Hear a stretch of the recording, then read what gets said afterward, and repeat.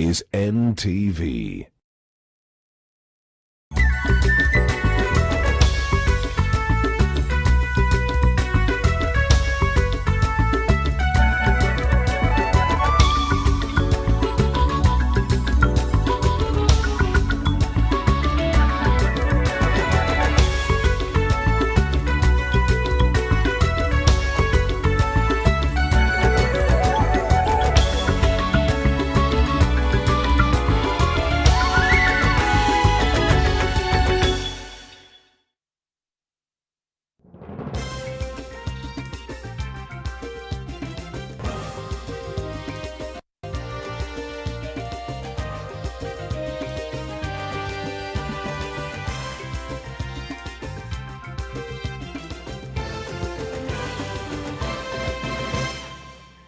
Ahlan wa sahlan mtazamaji, ni siku ya 71 tangu kutangazwa kwa kisa cha kwanza cha COVID-19 nchini, na hii leo idadi ya visa hivyo imeongezeka hadi 1109.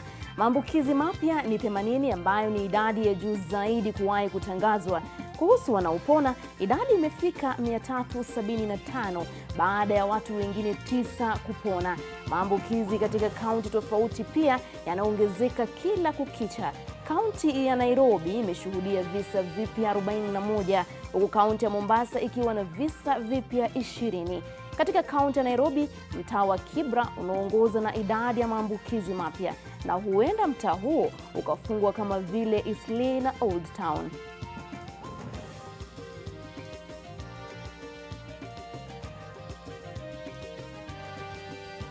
Na mtazamaji, sasa tupate vipasho. Today we have recorded the highest number yet again at 80.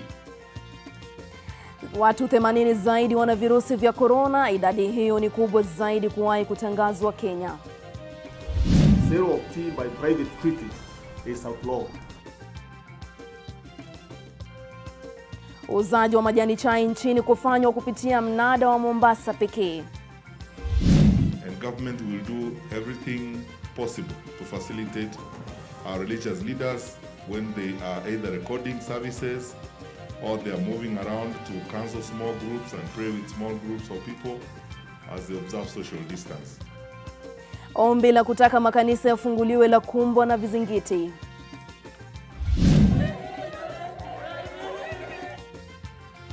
Na wakazi wenye hasira wafunga barabara Bungoma kufuatia ajali iliyoua ndugu wawili. Mbashara kutoka jumba la Nation. Hii ni NTV Jioni na Nuru Abdulaziz. Karibu sana mtazamaji, shukran sana kwa kuchagua kuwa nasi. Mwenzangu wa ishara ni David Agundoa. Idadi ya maambukizi ya virusi vya corona inaongezeka sana katika mwezi huu wa Mei. Hii leo visa 80 vimetangazwa baada ya sampuli 3102 kupimwa. Idadi hiyo inahofiwa itafikia 200 kila siku kufikia Septemba mwaka huu. Aidha, mitaa zaidi huenda ikafungwa endapo maambukizi yataongezeka kila uchao katika mitaa hiyo. Kadri sampuli za kupimwa zinavyoongezeka ndivyo visa vya udhibitishaji wa maambukizi vinazidi. Idadi ya leo ya watu 80 zaidi kuwa na corona ni kubwa zaidi kuwahi kutangazwa hapa Kenya. We project now our peak will be around August, September, in which case we'll be reporting about 200 plus cases per day. That is if we continue with the measures and the interventions that we put in place today. Visa zaidi vimeripotiwa katika maeneo bunge ya Kibra, Westlands, Msambweni, Lang'ata na Mvita. Mtaa wa Kibra huenda ukafungwa kutokana na visa kuendelea kuongezeka. We had 13 cases in Kibera, and when we read these figures, I know that there is some who make a lot of funny jokes about these things in Twitter and other places. Actually, the reason for doing so is to let those people in those areas know that there are infections there so that they can guard themselves. Inasemekana maambukizi zaidi yanafanywa na vijana na serikali inaendelea kuwatahadharisha. You can become positive, but you remain asymptomatic, and what will happen is that eventually you'll give it to somebody else, even though you yourself are okay. Miongoni mwa wale waliopatikana na virusi vya corona ni walioenda Siaya kwa mazishi. When people think that you are being very clever to escape or to hide and cheat and do all sorts of things so that you can take a body home, you know, it's like biting your nose to spite your face. Mengine Sudan Kusini mpaka kaunti ya Kirinyaga kusababisha kufungwa kwa kiwanda cha mahindi cha Joymax mjini Kutus, kaunti ya Kirinyaga. Kuvuka maeneo yaliyozuiliwa, kutovaa barakoa na kutoka nje masaa ambayo hayakubaliwi ni baadhi ya sababu ambazo vijana wanaeneza ugonjwa. You'll also notice that those would also be the young parents who are also getting young babies, and we are saying therefore you should not expose your baby. Kufikia sasa waliopimwa ni watu 52,507 huku jumla ya waliopatikana na virusi ikiwa 1,109. Idadi ya vifo imesalia ile ile ambayo ni 50. Charity Mwangi, NTV. Zaidi ya sampuli 8,000 za COVID-19 zimechunguzwa katika taasisi ya Kemri County ya Kilifi licha ya kuweko kwa changamoto ya vifaa vinavyohitajika katika kutekeleza shughuli hiyo. Aidha, wanasayansi na watafiti katika taasisi hiyo pia wanasema juhudi za kutafuta chanjo zinaendelea vyema. Kevin Mutai ana maelezo zaidi.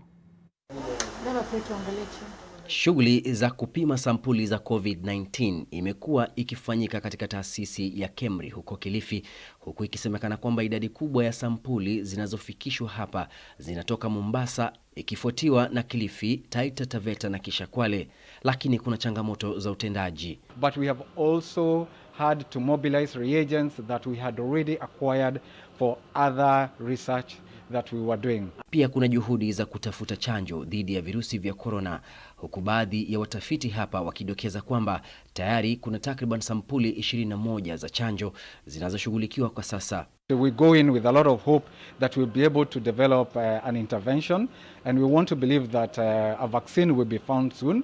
The testing process itself takes long because you have to ensure that it works, but at the same time that it is safe to use in human beings. Once you receive those approvals, it goes through a series of phases of trials.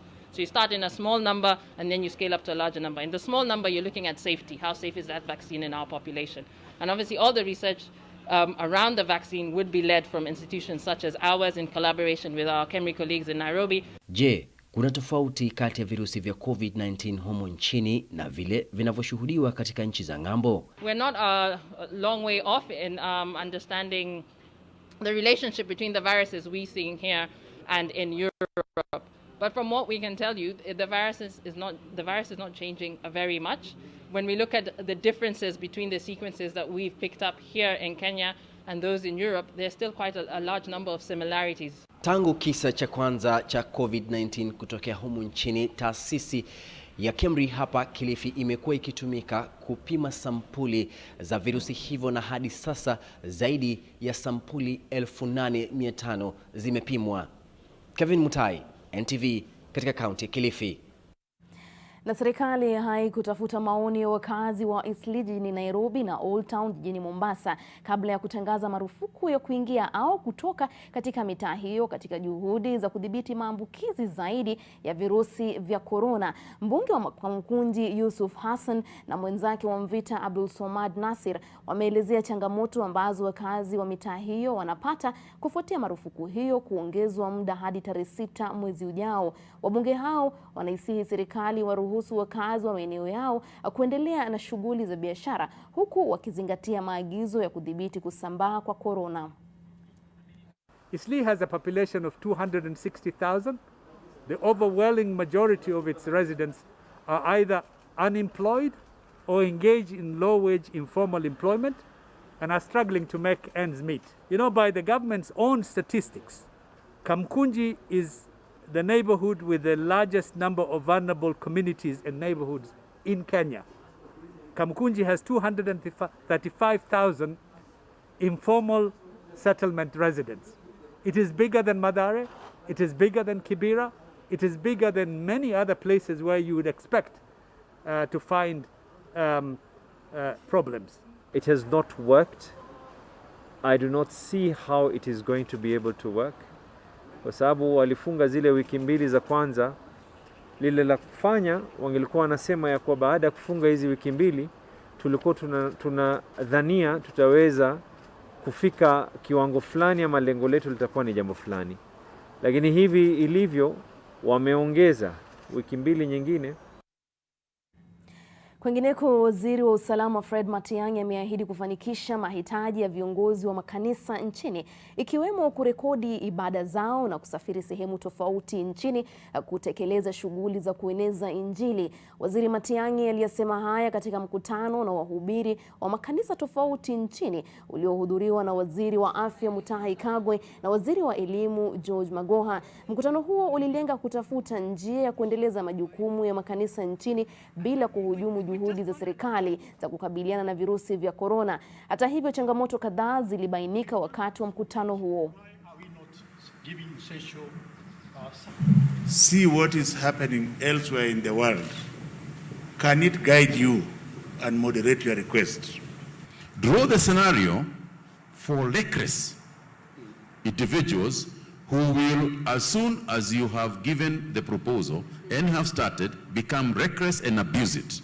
Consider that too in the proposal, so that you are saying, these people we can contain, we are prepared to take responsibility up to this extent, and then tell us how to engage and how to deal with individuals who are reckless. If you actually were able to have a clear identification documentation on your own, we can make it easier by giving a cable and a standardization procedure for the roadblocks. And government will do everything possible to facilitate our religious leaders when they are either recording services or they are moving around to counsel small groups and pray with small groups of people as they observe social distance. Wakati huo huo, baadhi ya viongozi wa Kiislamu kutoka kaunti ya Mombasa wameitaka serikali kuwaruhusu angalau kuswali swala ya Eidul Fitri kwa pamoja, huku wakizingatia sheria zilizowekwa. Pia wamependekeza kufunguliwa kwa misikiti iliyoko maeneo ambayo hayajaathirika na ugonjwa wa korona. Wanadai kwamba ikiwa baadhi ya hoteli na baa zimeruhusiwa kufunguliwa iwapo zitafuata sheria, misikiti pia inaweza kufunguliwa kwa misingi hiyo. Waislamu wajaribu swala ya Eid. Wale ambao wataonekana hawafuati amri za kiafya watafungiwa msikiti wao tu. Lakini wale ambao watakuwa wanafuata sheria za afya waachiwe kuendelea. Mtu atawadha nyumbani kwake aje aswali, na ndio ndega 15 baada ya kwenda kwa msikiti unafunga. Nafikiri hii ni kufunga misikiti na watu kufanya maombi itakuwa ni hatua kubwa sana ya Mwenyezi Mungu kusikia maombi yetu na kutuondolea janga hili. Na tukifululiza kaunti ya Kericho, familia moja kutoka Bureti katika kaunti hiyo inalilia haki baada ya mmoja wao kupigwa risasi na afisa wa polisi kutoka kituo cha polisi cha Cheborgei. Hilary Kirui ni afisa wa afya katika hospitali ya misheni ya Tenwek na alipigwa risasi jana akiwa anaelekea nyumbani. Kulingana na OCPD wa Bureti, Felician Tengeye, Kirui alipigwa risasi wakati maafisa wa polisi walikuwa wanajaribu kuwatawanya vijana ambao walikuwa wanadinda kwenda nyumbani baada ya muda wa kuwa nje usiku kufika. Maafisa wa afya kutoka hospitali ya Tenwek wanataka afisa aliyempiga risasi Kirui achukuliwe hatua. Our colleague is being treated with an operation to repair the fractured side around his femur, and soon will come out from theater, and of course he is in deep pain, and even for that reason we are not happy. We are not going to leave any stone unturned. We are going to do what is necessary against the officer who did that. We are sorry to what happened, and we are asking for forgiveness to what happened. Wanasiasa katika kaunti ya Marsabit wanaendelea kupuuza waziwazi maagizo ya Wizara ya Afya kuhusu kukaa umbali wa mita 1 licha ya maambukizi kuzidi kuongezeka nchini. Wanasiasa wameamua kutumia kisingizio cha kugawa chakula kama njia ya kuendesha kampeni za mapema. Mamu Ali anaarifu zaidi kutoka Marsabit. Anayetembea katika eneo hili atadhani liko nje ya mipaka ya Kenya na kwamba ugonjwa wa COVID-19, kwani maagizo ya Wizara ya Afya ikiwemo kanuni ya umbali wa mita 1 hapa ni kama sheria za nchi nyingine. Hii ni afisi ya kamishna wa kaunti ya Marsabit, afisa anayewakilisha serikali kuu katika eneo hili. Na kinachofanyika hapa ni shughuli ya ugavi wa chakula. Maski wanazovaa wenyeji ni za kisiasa na kanuni za kuzuia maambukizi ya korona hazizingatiwi. Wahisani wakiongozwa na aliyekuwa kamishna wa jimbo la Kajiado, Kelo Harsama, walikuwa mbele kubishana na maafisa waliowataka kuvaa maski. Ambia wajipange. Sasa ile sawa. Sikiza sasa. Ile kitu iko. Kitu ya kwanza ya kufanya ya kuhakikisha ya kwamba imefanyika ni watu wamesimama kando na wengine. At least 1 meter apart. Viongozi waliwataka wakazi kuzingatia sheria za afya ilhali wao walikuwa wa kwanza kuzivunja. Maafisa wa polisi walipania kumtia mbaroni mbunge wa Saku Dido Raso kwa kutozingatia maagizo ya Wizara ya Afya.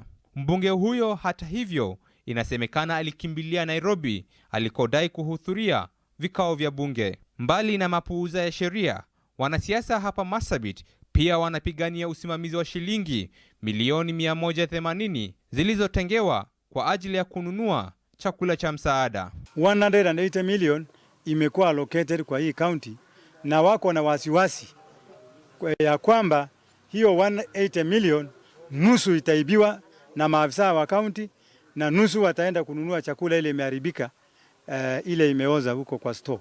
Hata hivyo, gavana wa kaunti ya Marsabit Mohamud Ali amepuuzilia mbali madai hayo na kutaja kuwa fedha hizo zitatumika ipasavyo kusaidia familia maskini hapa jimboni. It's not readily available in cash. The suppliers who are giving food to our people can supply food and wait for payment when it is processed. Mamo Ali, NTV, Marsabit.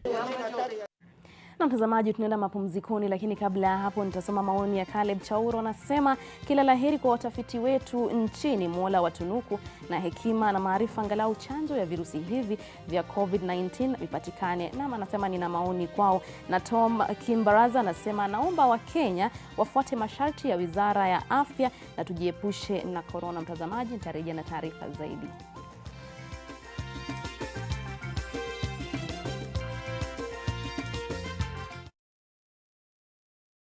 It's me, Agatha. All right, I'll give you the money. But only to you, and not to Rocco. I don't trust that guy. Where's Ginny? She's been staying with her mother's close friend. She'll be safe there.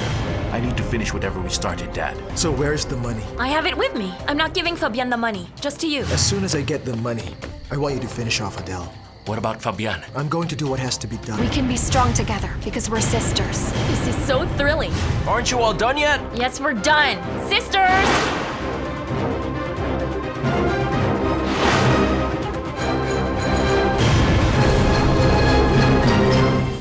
Invest in Amani Rich, the place of peace. Luxury you can afford. Call us today on 0790 300 300 or visit www.optivan.co.ke. Je, maumivu ya kichwa na kukosesha amani? Kaluma Strong hutuliza maumivu ya kichwa, maumivu ya mwili na hata huondoa joto jingi mwilini. Kaluma Strong ina aspirin kama kiungo. Maumivu yakizidi, muone daktari.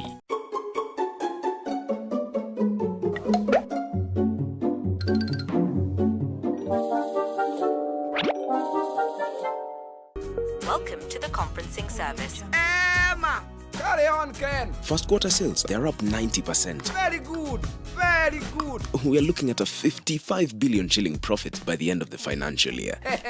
Now we are talking. Here we talk billions. Very good. I gotta go. Wacha niendelee na kazi. A person has left the conference. Niko nyumbani. Downloads are very fast. Streaming eco. And I'm just working from here. Stay connected and work from the convenience of wherever you are. Fiber to the home. Working from home? No problem. Fiber Home has you covered with the fastest and most reliable internet speeds. Get connected today. Kazi lazima iendelee. Oya ni aje, mimi ndo Jonte Fresh. Mimi ndio nimetambulika hii Gikomba yote sekta ya manguo. Jumio transform nguo ordinary za mtush zenye ziuka mna hii harufu ya bail into the freshest igi kosi yote. Siri ni hii real mpya ya pink. Na kusho mtush zinang'ara kung'ara kushinda kamera. So clean, so fresh. Ma customer unaisana na hii story. Ninatumia aerial touch of down mpya tu.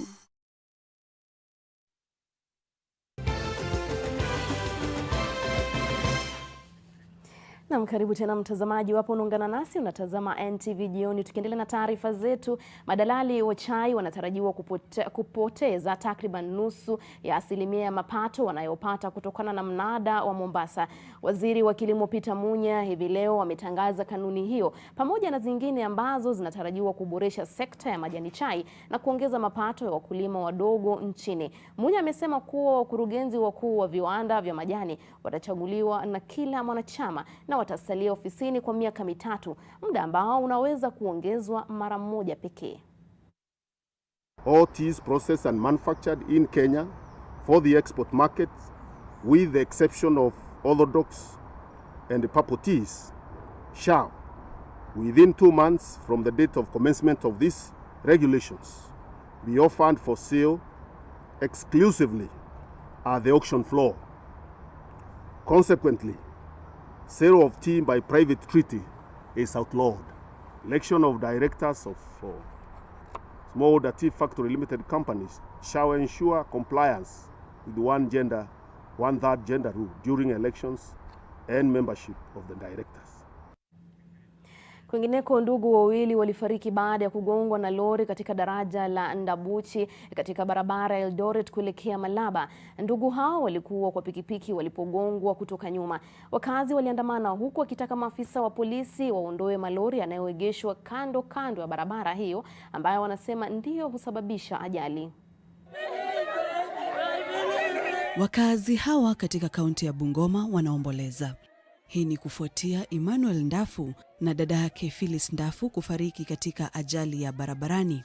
Ndugu hao wawili walikuwa wakienda katika soko la Kimaiti wakati ajali ilipotokea katika daraja la Ndabuchi kwenye barabara kuu ya Eldoret Malaba. Wawili hao walikuwa kwenye pikipiki walipogongwa na lori kutoka nyuma. Wakazi waliandamana huku wakitaka malori yanayoegeshwa kando ya barabara hiyo yaondolewe. Maandamano yalisababisha msongamano mkubwa wa malori huku madereva wakisubiri kupimwa virusi vya corona kabla ya kuruhusiwa kuingia Uganda. Hii njia kweli imekuwa mbaya na jam pia ilikuwa mbaya. Sasa juu jamaa alikuwa na overlap nini kutoka huko nyuma. Ili hali watu wenzako walikuwa wamepanga magari kutoka hapa hadi Kimwanga. Matrailer zote ambazo zinatoka Mombasa zinatakiwa silalie Kiligili. Sikitoka Kiligili sinalalia Uganda. Sio kufanya msongamano kutoka Malaba mpaka saa hii Kandui. Na mwenzako Museveni afungue geti na jamu iliyo barabarani itoke. Kwingineko katika kaunti ya Embu, dereva wa lori alifariki katika ajali iliyotokea Matakari kwenye barabara ya Kiritiri kuelekea Embu. Dereva alishindwa kulidhibiti lori lililokuwa limebeba mchanga. Utingo aliyekuwa naye alinusurika kifo baada ya kuruka kutoka kwa lori hilo. Kulingana na wakaazi, eneo hili hushuhudia ajali mara kwa mara. Juu ya hiyo impact, hiyo gari ilikuwa imepondeka kabisa, so hangeweza kutolewa hapo. Na wajamaa wamejaribu kuifuta nyuma, lakini gari ni nzito, haingeweza kutoka. So jamaa tu amekufa akisema nisaidieni. Wakazi wanataka serikali ya kaunti iweke matuta kwenye barabara ili kupunguza ajali. Sharon Baranga, NTV. Na wahisani nchini wanategemea Kunradhi, polisi nchini wanategemea wahisani kuwapatia vifaa kinga hata ingawa serikali imeelekeza mabilioni ya pesa kukabiliana na maambukizi ya virusi vya korona nchini. Naibu Inspekta Mkuu wa Polisi Bwana Edward Mbugua jana aliomba wahisani kutoa mchango zaidi kwa sababu barakoa na vieuzi walivyo navyo havitoshi kwa maafisa wake wote. Naibu huyo alitoa wito huo wakati huo ambao polisi wanatambulika kuwa mstari wa mbele katika juhudi za kuhakikisha usalama pamoja na utekelezaji sheria na udhibiti wa maambukizi ya virusi. Na mtazamaji, natamatisha awamu ya pili ya NTV Jioni. Nitarejea na taarifa za spoti, tulia papo hapo.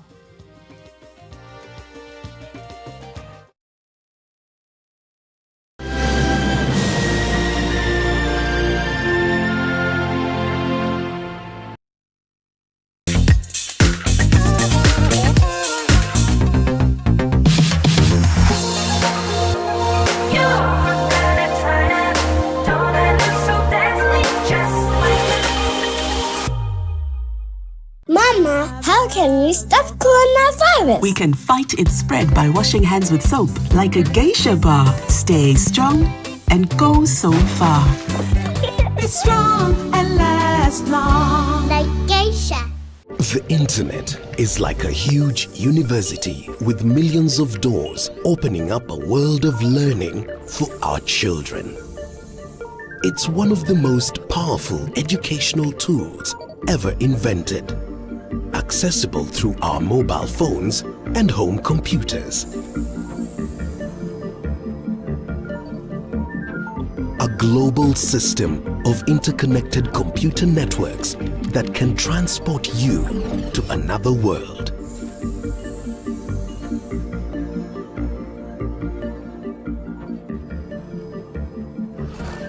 But it can also expose our children to harmful influences and bad behavior. As a parent, you need to know how to protect your children. Be the cop.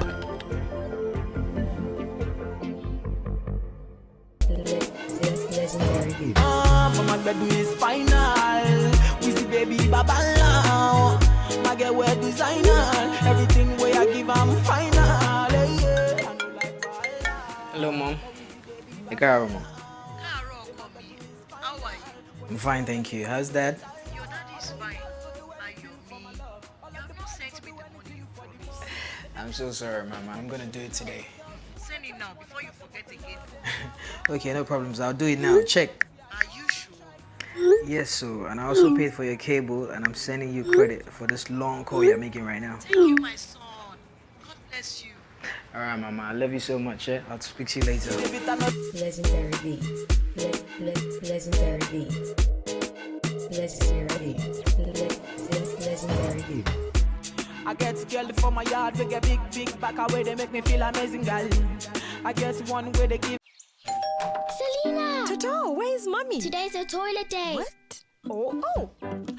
Selena! Toilet day? Tomorrow we're hosting a party and it's a matter of my reputation. It's a toilet, not a white shirt. Even if you spend your entire day cleaning with bleach and detergent, it still won't be party ready. Impossible. Challenge. Harpic 10X. Even if you use bleach and detergent 10 times, they won't give you the same sparkling clean toilet that Harpic 10X will give you. Wow! Harpic 10X. Harpic, Kenya's #1 toilet cleaner.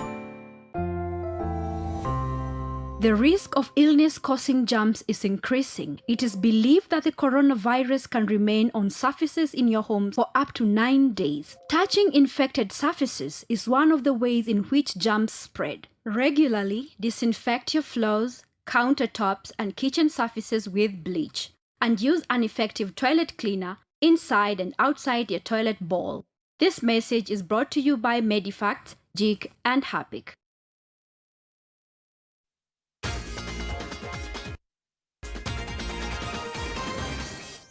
Na karibu sana mtazamaji kwenye taarifa za spoti. Rais wa shirikisho la soka nchini Nick Mwendwa kwa siku ya pili mfululizo amehojiwa na maafisa wa upelelezi nchini katika afisi kuu za DCI. Mwendwa ametakiwa kueleza kwa kina jinsi shilingi milioni 244 zilizopewa FKF kushughulikia Harambee Stars kushiriki dimba la AFCON mwaka jana zilivyotumika. Mbali na matumizi ya fedha za AFCON, Mwendwa pia alitakiwa kujibu madai ya utumizi mbaya wa fedha kama ununuzi gari la matangazo ya nje uliogharimu shilingi milioni 135 kutoka kampuni ambayo ilisambaratika punde tu ilipopokea fedha kutoka FKF.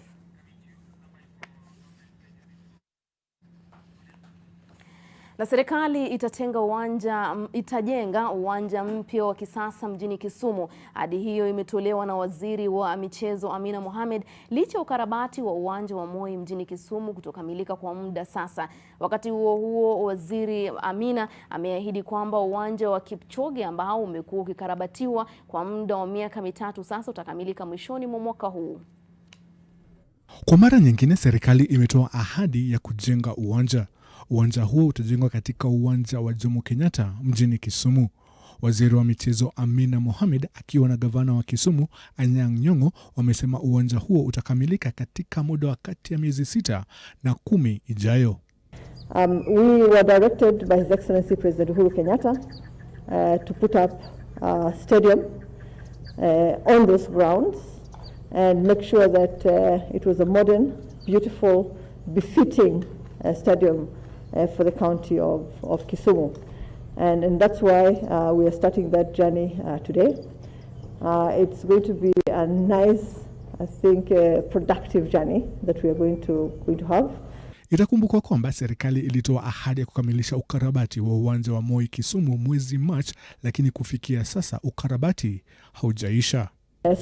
Governor, we will be very frequent visitors to your shows to just make sure that the time frame within which we were requested to complete that work is met. Waziri Amina pia alitembelea uwanja wa Kipchoge Keino mjini Eldoret. Ukarabati wa uwanja huo ulianza miaka 3 iliyopita na hadi sasa haujakamilika. We are hoping in the next 6-7 months it should be done. Yeah. There's no reason why. If we begin tomorrow, 24 weeks. Iwapo uwanja huu utakamilika kwa muda ulioahidiwa, utaweza kutumika kwa mchujo wa kitaifa wa michezo ya Olimpiki. Because it's important that we have as many facilities across the country as possible. We are a very, very important sporting nation in the world. Serikali ya Jubilee iliingia mamlakani ikiwa imeahidi kujenga viwanja 5 vipya, lakini miaka 7 tangu iwe mamlakani, ahadi hiyo imekuwa kitendawili. Warothe Kiru, NTV. Na mtazamaji, ni hayo tu kwenye taarifa zetu za NTV jioni. Shukran sana kwa kujumuika nasi na kwa wote waliofanikisha taarifa hizi. Shukran sana mtazamaji. Muda mfupi ujao mtazamaji utakuwa unaungana na mwenzangu Olive Barrows ambaye atakuwa anaangazia tu masuala mengi katika jukwaa la uongozi la NMG linaloangazia tu masuala kadha wa kadha, na usiende mbali, usibanduke mtazamaji, anarejea.